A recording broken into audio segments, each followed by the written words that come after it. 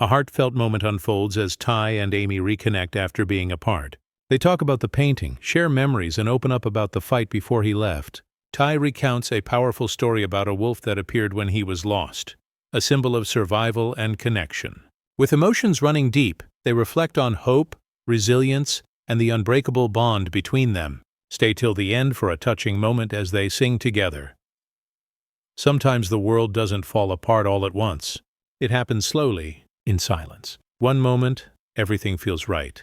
The person you love is by your side, the sun is warm, the days are full of laughter, and then suddenly, it's gone. The laughter stops echoing through the house, and the world becomes a little quieter, a little colder. That's what happened to Amy Fleming. Her world didn't end the day Ty died, but something inside her did. Yet, even in the darkest corner of her heart, one small thing refused to die: hope. After losing Ty, Amy's world changed forever. The ranch, which was once filled with love and laughter, became a place of memories. Every corner whispered his name. The barn still smelled like the horses they trained together, and the air still carried the sound of his voice. But now that voice lived only inside her mind. She would walk into the barn in the early mornings, brush her hand across the saddles, and close her eyes, remembering his touch. It felt like time had stopped, like she was trapped in a loop where every day began and ended with the same ache. Ty wasn't just her husband. He was her best friend, her partner, her calm in every storm. He was the one who reminded her that no matter how broken a horse was, it could always heal. But now she needed to believe that for herself. People told her to move on, to stay strong for Lindy, to keep working with horses because that's what Ty would have wanted.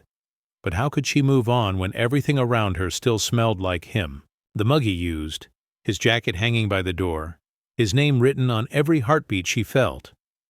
At night, when everyone else slept, Amy would sit by the window, staring at the sky. Sometimes she'd whisper to him, as if he could still hear her. "Are you proud of me, Ty?" she'd ask in the quiet. "Because I don't know if I can do this without you."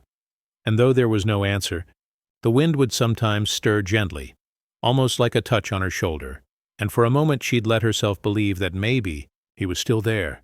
The pain wasn't loud anymore. It wasn't the kind of grief that made her scream or cry uncontrollably. It was quieter, like a soft ache that lived in her chest. The kind of pain that never leaves but becomes a part of you. Amy learned to live with it, to breathe with it, to walk through it.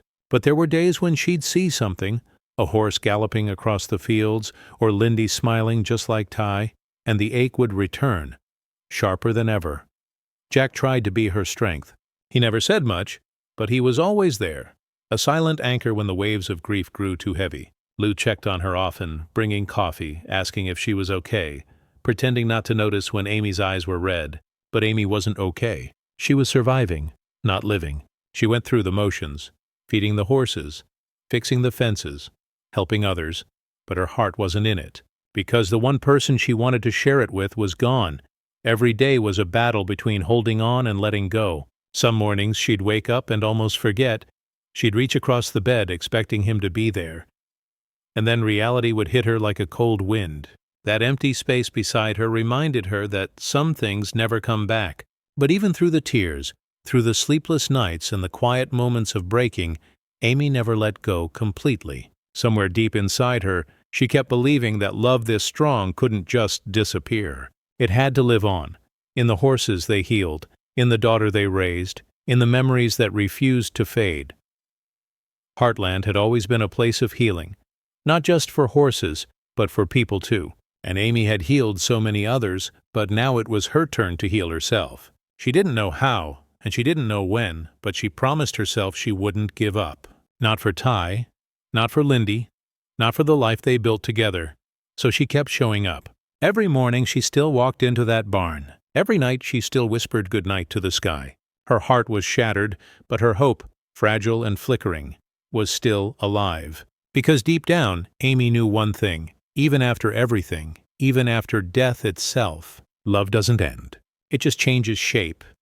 And though Ty was gone, the love they shared still lived inside her, guiding her, comforting her, reminding her that one day, somehow, she'd find her way through the pain, because she never gave up hope. There are some kinds of silence that hurt more than words ever could. After Ty's death, the silence around Amy grew heavier each day. The mornings that once started with the sound of his laughter now began with nothing but the cry of the wind moving through the open fields. The walls of the house seemed to echo with memories, moments she wanted to hold on to, and yet moments that tore her apart each time she remembered them. Amy tried to keep herself busy. She worked at the barn, cleaned the stalls, brushed the horses, and helped her daughter Lindy get ready for school. But inside she was running on empty. She'd go through the motions like a machine, strong on the outside, broken on the inside. Because the truth was, she didn't know how to live in a world where Ty wasn't waiting for her at the end of the day. Sometimes she'd see Lindy laughing, her bright eyes, her tiny smile. And in that moment, Amy saw Ty.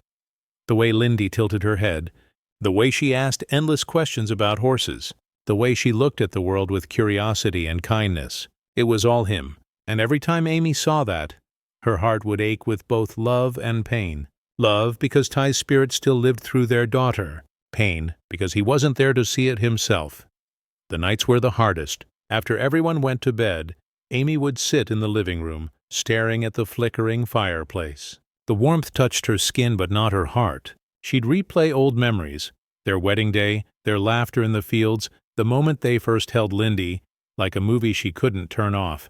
Sometimes she'd talk to him in whispers, asking questions only silence could answer. "Did you see her today, Ty? She's growing so fast." Or, "You'd be proud of her. She has your heart." And even though the room was empty, she always hoped that somehow he could still hear her. Jack noticed the sadness behind Amy's quiet smiles. He'd sit beside her sometimes, not saying much, just being there. That was his way of showing love. Lou would stop by often, bringing cookies or coffee, pretending it was just a casual visit, but Amy knew Lou was worried. Even Tim, in his own awkward way, would check in more often, offering to help with chores he never used to touch. Everyone wanted to help Amy, but grief is something no one can carry for you. You have to walk through it yourself, one slow, painful step at a time. One evening, after a long day, Amy went out to the pasture. The sun was setting behind the hills, painting the sky in orange and pink.